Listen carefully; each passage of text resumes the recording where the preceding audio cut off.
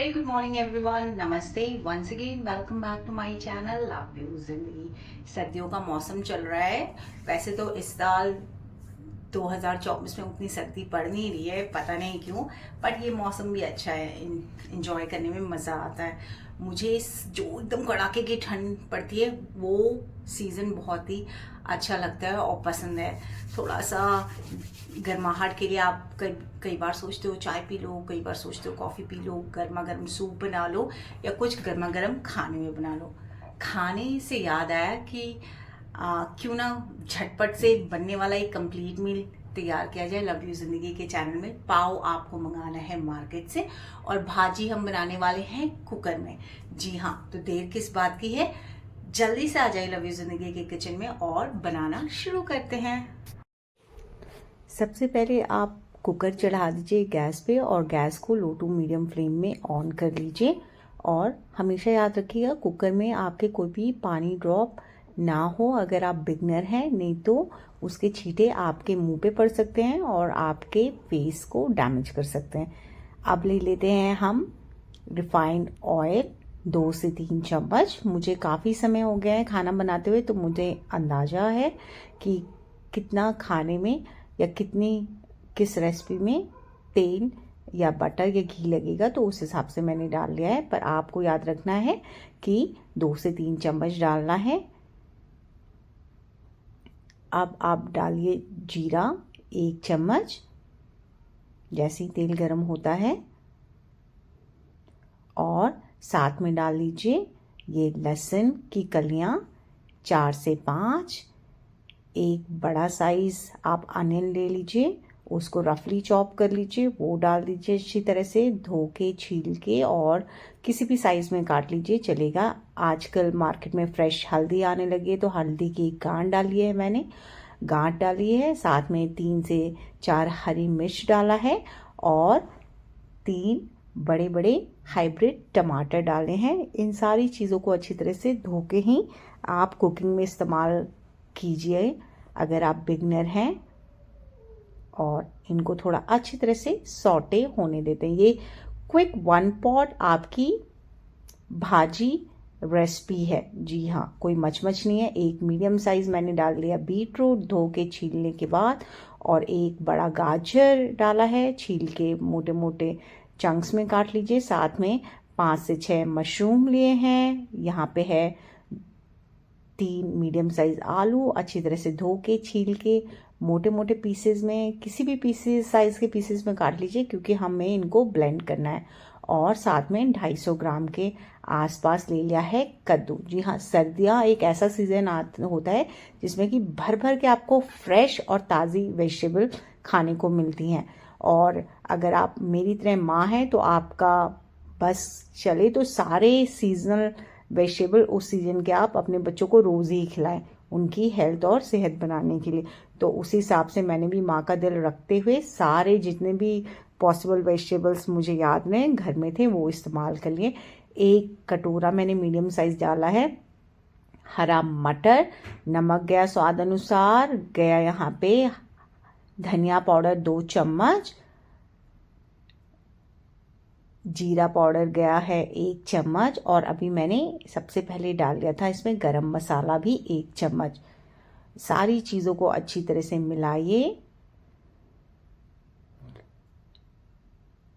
सर्दियों के वेदर में ऐसा लगता है कि आपको पौष्टिक भी मिले और गर्मा गर्म खाने के लिए भी मिले, तो पाव भाजी से बेटर ऑप्शन क्या हो सकता है। ये देखिए, अब बंद गोभी भी जा रही है इसमें, लगभग 250 ग्राम के आसपास पतली कटी हुई।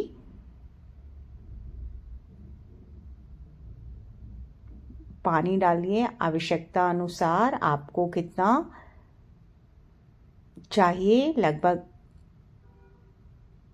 4 से 6 विसिल लगाने के लिए कुकर में, उस हिसाब से आप पानी डाल लीजिएगा। 1 कप चाय का आप पानी डाल लीजिए,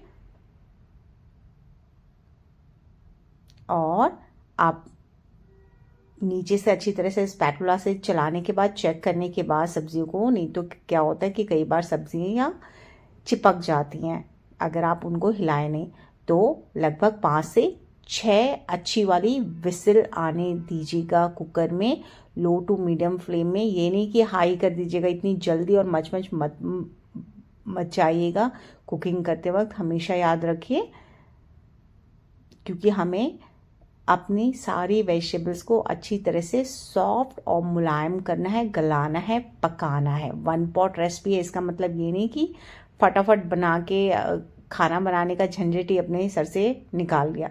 देखिए अब हम इसमें मसाले का पेस्ट बना लेते हैं। ये घर में बना हुआ पाव भाजी मसाला है, तो वो लीजिएगा 1 चम्मच, और साथ में मैंने 1 चम्मच दोबारा गरम मसाला डाला है। देखिए पाव भाजी मसाले का जो मेजरमेंट है वो आप अपने स्वाद के अनुसार रखिएगा। आपको ज़्यादा स्पाइसी पसंद है, ज़्यादा मसालेदार पसंद है, तो आप 2 से 2.5 चम्मच भी इस्तेमाल कर सकते हैं। मैं अपने बच्चों का टेस्ट पैलेट भी ध्यान रखते हुए ऐड कर रही हूँ, तो 1-1 चम्मच ही मैंने गरम मसाला लिया है और पाव भाजी मसाला लिया है। इनको अच्छी तरह से मिक्स करिएगा पानी के साथ, क्योंकि हम इसको लास्ट में सारी सब्जियों को इलेक्ट्रिक ब्लेंडर से ब्लेंड करने के बाद इस्तेमाल करने वाले हैं। अगर आप ड्राई डालेंगे ऊपर से तो कई बार ये होता है कि ड्राई मसाला पाउडर की गांठें बन जाती हैं, तो आपको उसको अवॉइड करना है। यहाँ पे लेते हैं हम केचप। अपनी भाजी के स्वाद को और 2 गुना बढ़ाने के लिए 1 से 2 चम्मच आप केचप का इस्तेमाल करिएगा।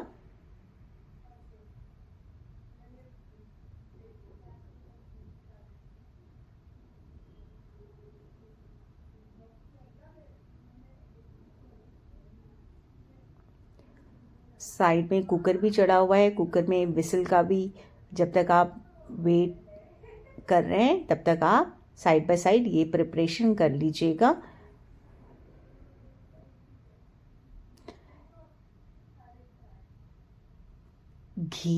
घी हमेशा आप अपने खाने में इस्तेमाल करिएगा। यहाँ पे 1 चम्मच घी लिया है मैंने।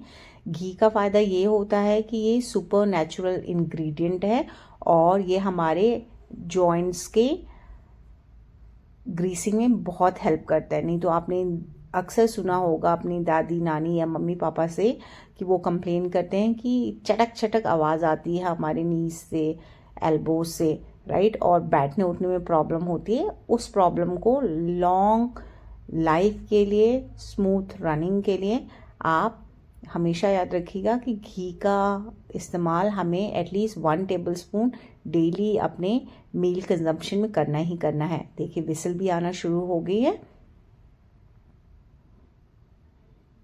और कुकर खोल के एक बार चेक कर लेते हैं कि हमारी वेजिटेबल पकी या नहीं पकी। जब भी आप कुकिंग करते हैं एक तो शांत मन से, प्यार से और मुस्कुराहट भरे चेहरे से करिएगा।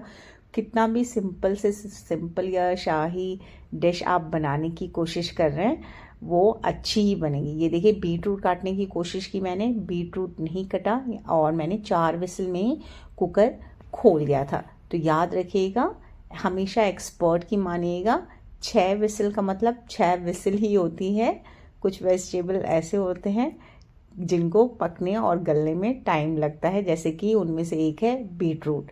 तो हमेशा हर एक सब्ज़ी को आप क्रॉस चेक कर लीजिएगा। आपको पता है आपकी जो है बंद गोभी वो पक गई होगी, आपके गाजर पक गए होंगे, मटर पक गया होगा, राइट, कद्दू पक गया होगा, बीटरूट नहीं पका होगा। तो दोबारा आप कंप्लीट 6 विसल कीजिए।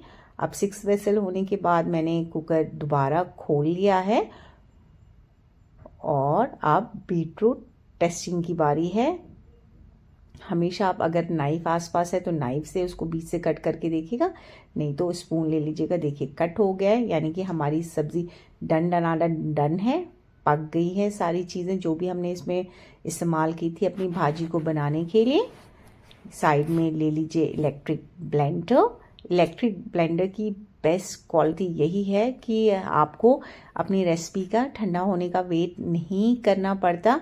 गर्मा गर्म आप इसको डालिए अपने कुकिंग पॉट के अंदर और वेजिटेबल्स को चर्न करके ब्लेंड कर लीजिए। सर्दियों में हमारे यहाँ सरसों का साग बहुत सारी मात्रा में बनता है और ढेर सारा बनता है, और तो ये हमारे लिए बहुत ही हैंडी और किफ़ायतीमंद रहता है और फ़ायदेमंद रहता है। तो देखिए इस तरह से आपको भाजी की सारी वेजिटेबल्स ब्लेंड कर लेनी है,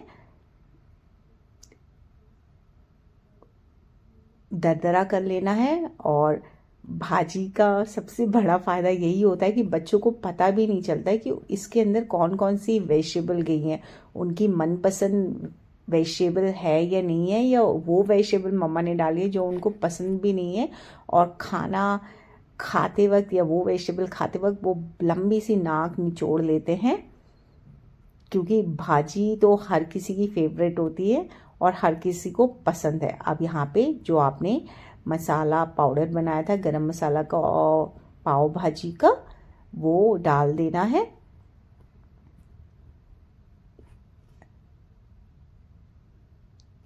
डालिए बिना किसी झिझक के 1 चम्मच देसी घी का इसके अंदर। केचप,